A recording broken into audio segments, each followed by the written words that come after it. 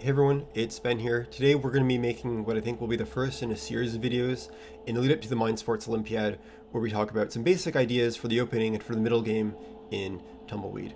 So the opponent that I'm playing today is somewhat new to the game, although they're pretty good. And so I hope that this video will be instructional, especially for those who have a degree of experience with Tumbleweed but want to take their play to the next level. So my opponent played first, and this was the pie that they chose. So this pie is a pretty common one. It's also a distant cousin of this pie, which is probably the most common pie, the orthodox.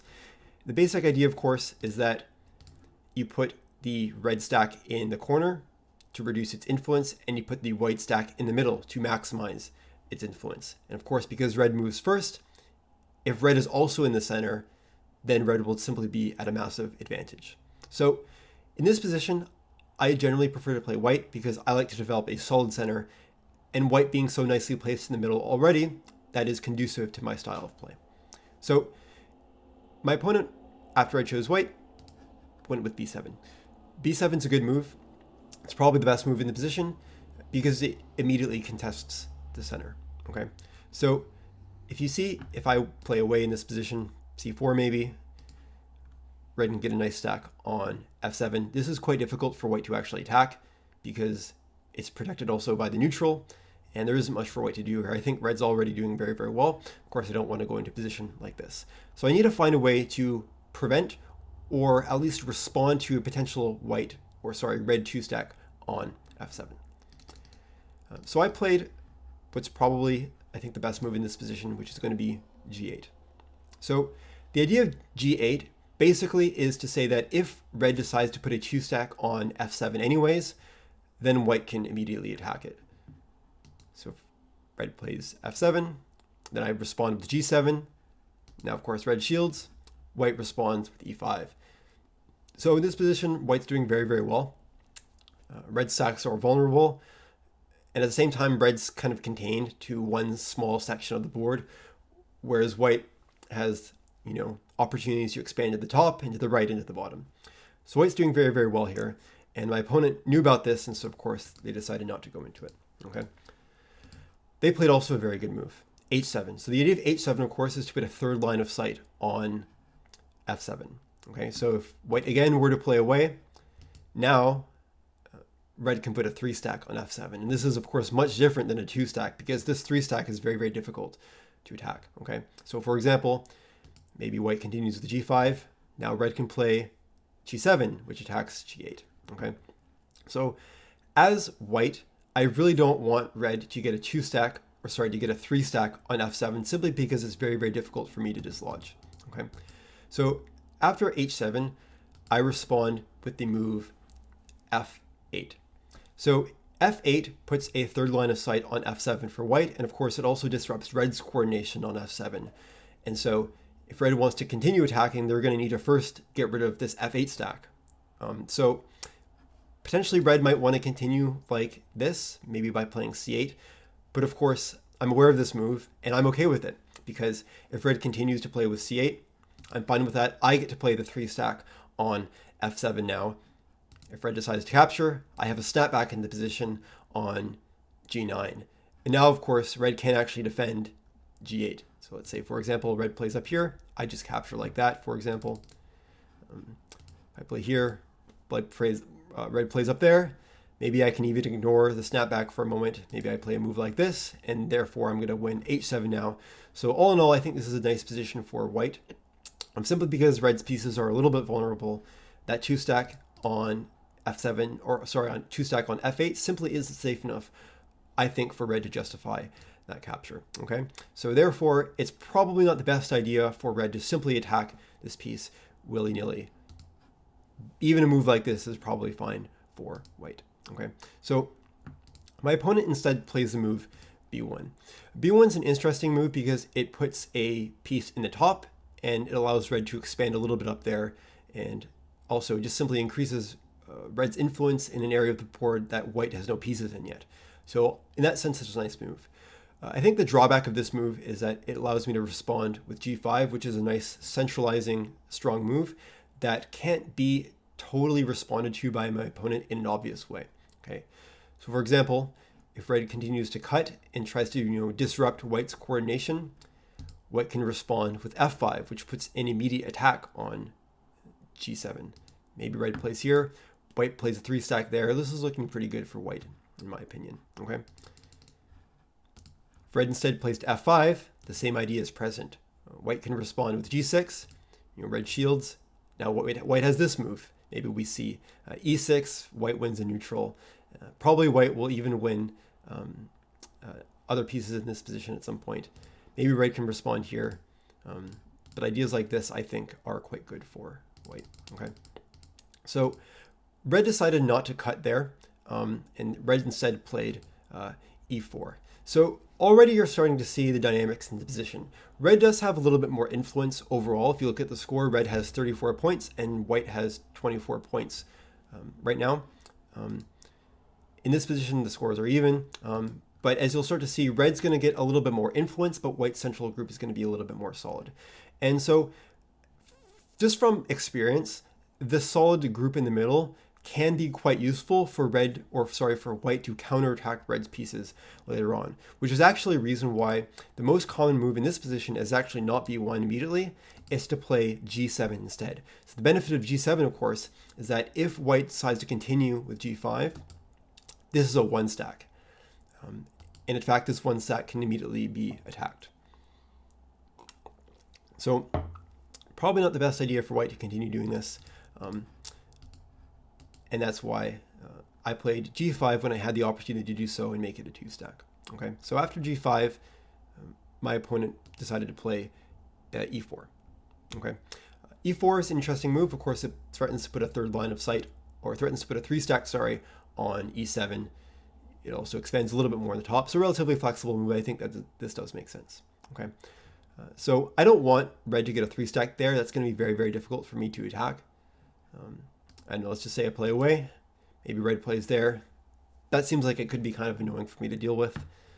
So I don't want to make that happen. So I play f5. I play e5. After e5, my opponent responds with h4. This also makes sense. You want to put a 2-stack in that area of the board. Potentially this is a little bit away from the action, but I do think this is a good move because, of course, these ideas of cutting still work for white. Okay, so red goes for h4. I respond with f5. This is an interesting point in the game because I do actually walk into an attack with this move. Red can play f4 here and just immediately attack my piece on f5. I'm okay with that though, because I want to play g6 anyways, maybe at some point.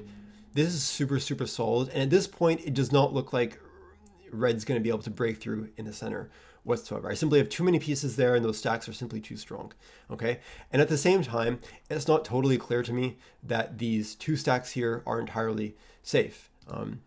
There's maybe ideas like this in the future, maybe I can get into the top.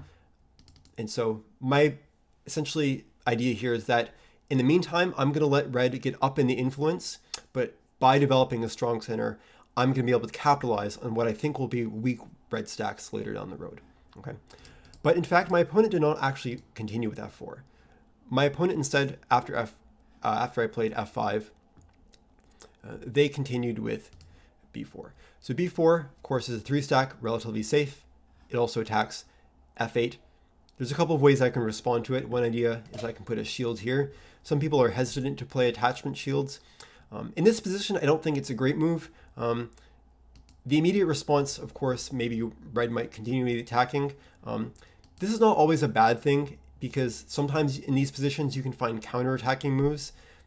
But the reason I didn't play it here was because I just didn't see a follow-up that was convincing enough for me to justify this move. Maybe red wants to temporarily defend this stack on h7, increase their influence, and maybe they want to win f7 later down, or f10 later down the line. So I decided not to play a shield in that direction. A more solid option, of course, is I can just play d6. d6 is very, very safe. I don't think that red's going to be able to capture this piece whatsoever. The drawback, of course, is that it doesn't really expand my influence that much, okay? So the move that I went with was c5. c5 puts another line of sight into the top part of the board, which is going to be really, really helpful for me because eventually I'm going to want to invade the top. I can't just let red win the entire top of the board. Otherwise, I'm probably going to lose the game. Okay, so I responded with c5. It's a little bit less safe than d6, but I think from the perspective of long-term territory, it's a little bit better. So after c5, my opponent played e3. So e3, of course, puts a third line of sight on e4. You know, if I continue with the attack, maybe red can even reinforce, and I don't see a nice follow-up for white. Maybe I play there, red responds like that, doesn't look too good for white. So e3 is a nice move, but of course it is a one stack. So red's essentially going to need to be wary of the fact that I might be able to attack this later down the line, and therefore red needs to be a little bit cautious of that in terms of letting me get into the top entirely, because if that one stack falls, then of course the stack on e4 is most likely going to fall and the position might collapse in the top for red. Okay, so after e3, my opponent responded, or sorry, after e3, I responded, sorry, by playing g7. The basic idea of g7, of course, is that I want to attack h7. At the same time, I want to disrupt red's coordination in the middle here. If I just play like a nothing move like this, maybe red can get a 2-stack there, maybe red can get a 2-stack there. All these types of ideas are ideas that I don't want to have happen, simply because I do need to keep my attacking prospects alive. And so by playing a move like g7, I guarantee this capture, which is also going to help me significantly in the bottom right. At the same time, I disrupt that coordination. So I'm pretty happy with the move g7. After I played g7, my opponent responded with c8. So this is an edge move, which sometimes can be not so good because they're away from the action. Although I do like to play a lot of edge moves personally, because at the same time they can be quite flexible. They do see multiple parts of the board sometimes, and they're also quite safe. Of course, this 2-stack is not going to be very, very easy for me to attack. And in this particular position, this move actually comes with an attack, which I can respond to. So of course, I don't just want to reinforce. That seems like a waste of a move. I could probably shield by playing d8. This seems a bit slow to me because I already have this area locked up anyways, so I don't see the benefit in simply playing another move in that position. I think the best move in this position is the one that I played, is probably going to be h10. So h10 parries the attack on f8. Of course, red can no longer capture this piece because it would be a suicide move. It also puts a third line of sight on h7, thereby guaranteeing that at some point I'm going to be able to win that piece, and also puts another line of sight into the bottom area. And so I'm pretty happy with the move h10. Potentially another move like this also works. Maybe even that works. This does see quite a bit. It also comes to an attack. I was a little bit wary of a move like this, which is a shield. Maybe I can follow up like that, but I didn't want to create a position where red's starting to get these nice lateral defenses across the bottom.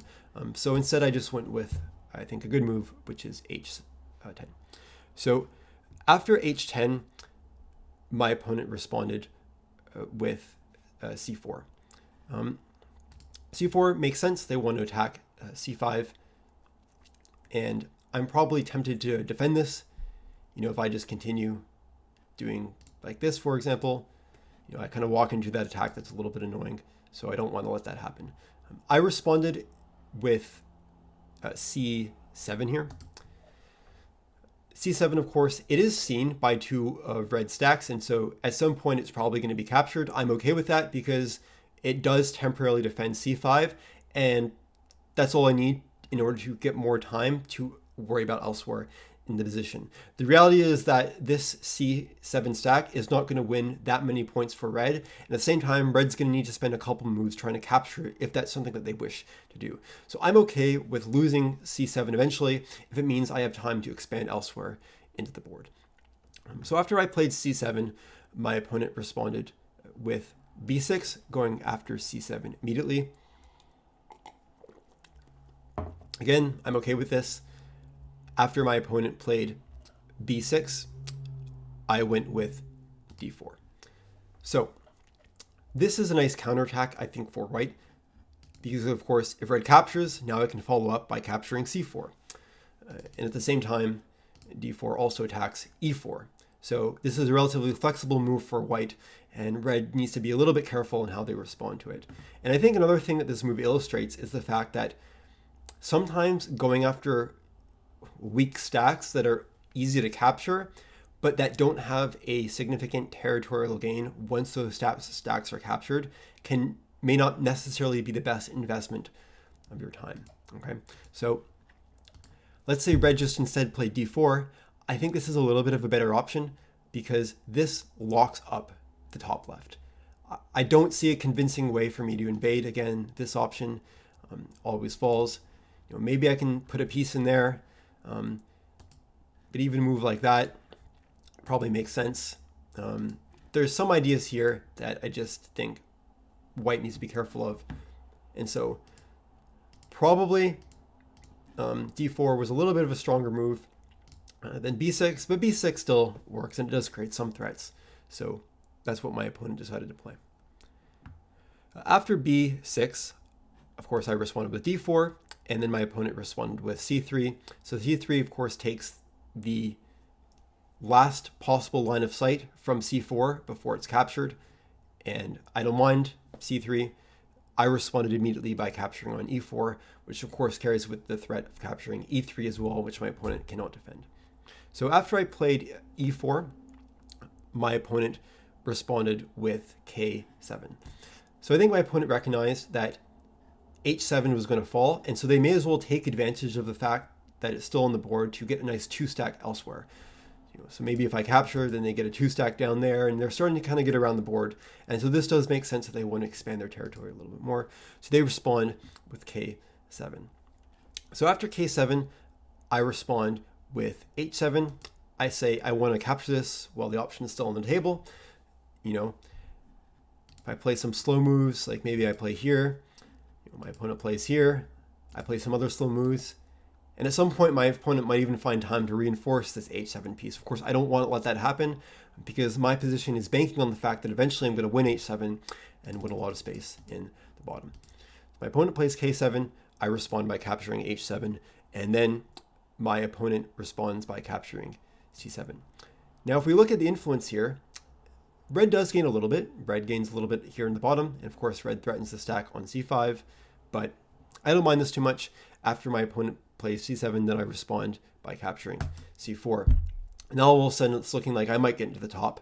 This also puts a second line of sight on c3, which makes that vulnerable, and so red's starting to collapse a little bit on the top, and I think in this exchange, red continues by expanding on the bottom.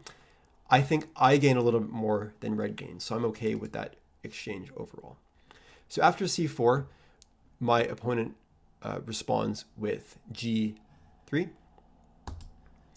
The idea of g3, of course, is to just prevent me from invading the top a little bit more, but unfortunately I think it's a little bit too late for my opponent to do that. So in this position, I play e3, and my opponent decides to resign.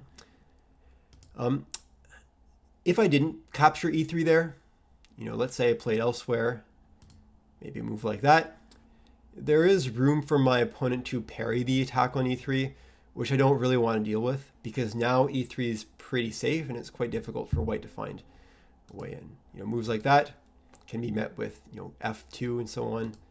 I don't think that this invasion is going anywhere. So while the option to take e3 is on the table, I decide to take advantage of that, of course, and I take e3 and my opponent resigns. So in the final position, you'll notice that white's group in the middle is quite safe. There aren't any obvious attacking opportunities that red has, and at the same time, a number of red stacks are vulnerable. So it's quite possible that maybe I even somehow get into g3. Maybe red continues down here. Maybe red plays like this. Maybe red plays there. I can invade the top.